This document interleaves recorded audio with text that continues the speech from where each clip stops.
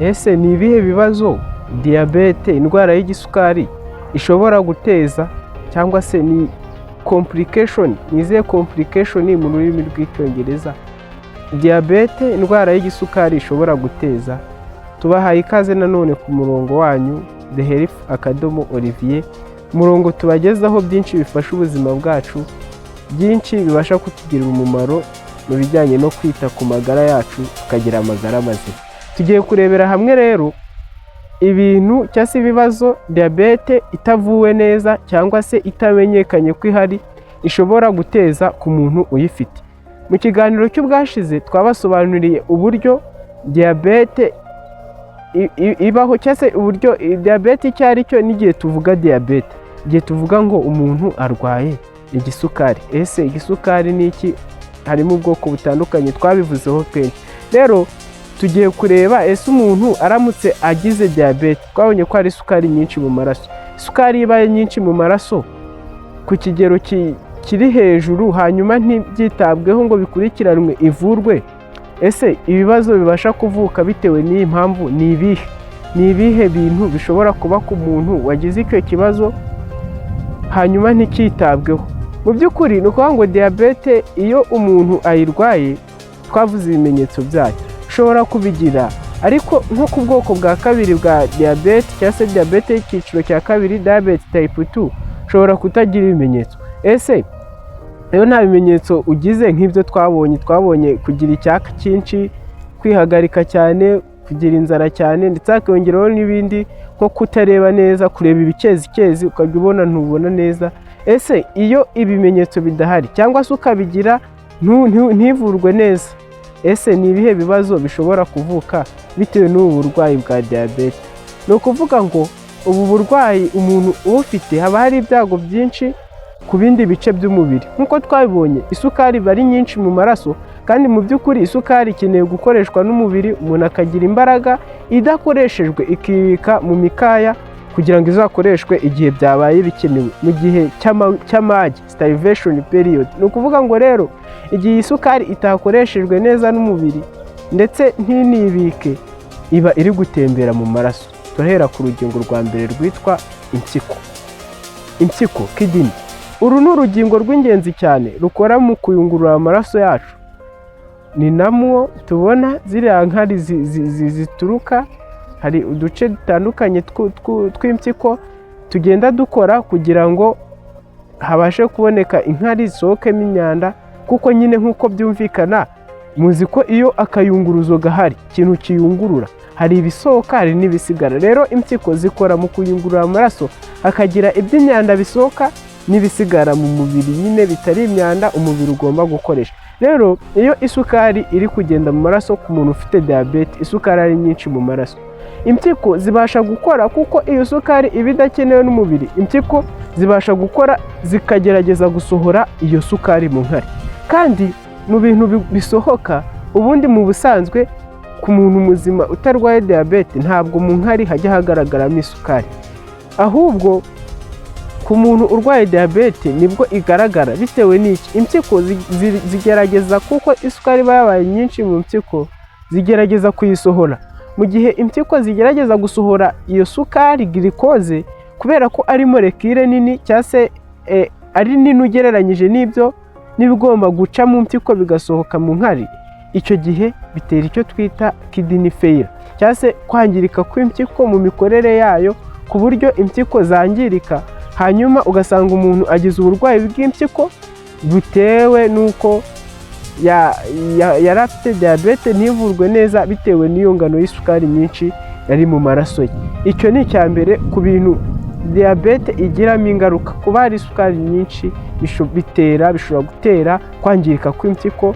Icyo kibazo kikazakenera ubuvuzi bwisumbuye, ndetse rimwe na rimwe iyo habayeho kwangirika cyane usanga nta gukira guhari. Ikindi cya kabiri diyabete cyangwa se indwara y'igisukari ibasha gutuma kibaho ni ukwangirika k'umutima.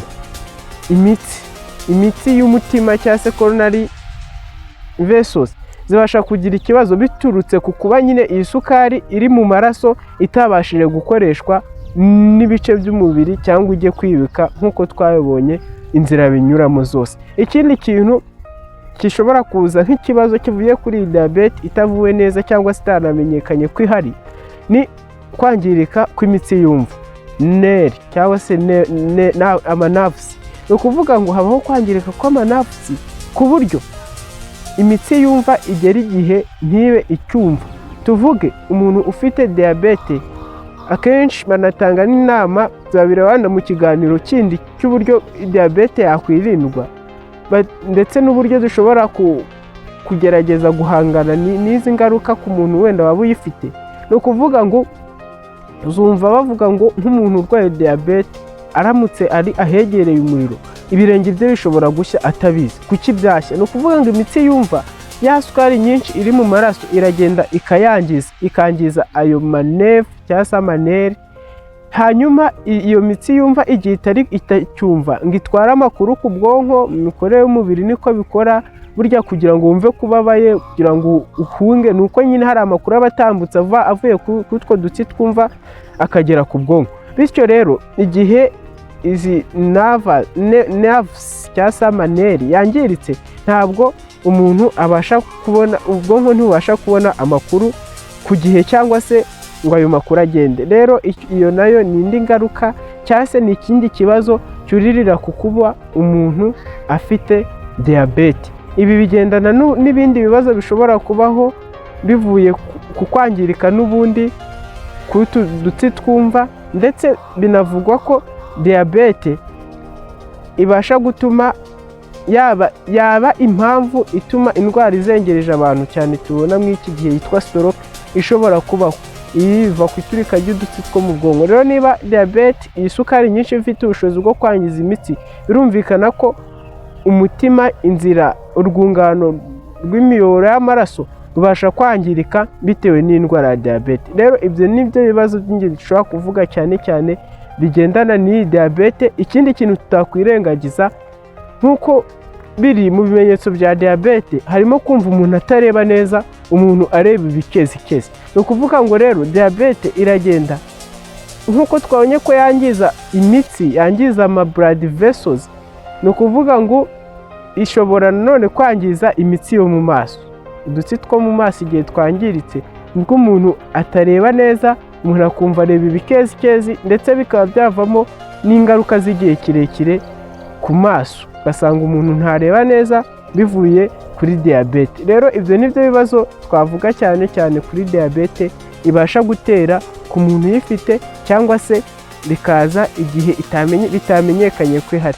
Rero ikintu cyiza cyo gukora ni iki? Kwisuzumisha ni ingenzi kugira ngo umenye uburyo isukari yawe mu mubiri imeze, bitume wirinda ibibazo bishobora guterwa no kuba ihari itamenyekanye, cyangwa se ngo ibihari ntivurwe neza. Rero ni ingenzi cyane kubyitaho. Ibi ni byo bibazo cyangwa se complications zishobora kuririra kuri diyabete. Rero murakoze kubana natwe muri iki kiganiro, twongera kubararikira kuzakurikirana ikiganiro cy'ubutaha, aho tuzatureba ese twagarutse kuvuga ngo dukwiriye kwisuzumisha tukagerageza kwirinda. Ese ni ubuhe buryo twakoresha kugira ngo twirinde diyabete? Ni ibihe bintu dukwiriye kwitaho by'ingenzi kugira ngo izi ngaruka cyangwa se ibibazo byuririra kuri diyabete bitatugeraho? Kuko tubona neza ko kwirinda biruta kwivuza. Tubahaye ikaze rero mu kiganiro kizakurikiraho kivuga uburyo dukwiriye kwirinda diyabete. Ntimugacikanwe no kuba hano kuri The Health Academy Olivier.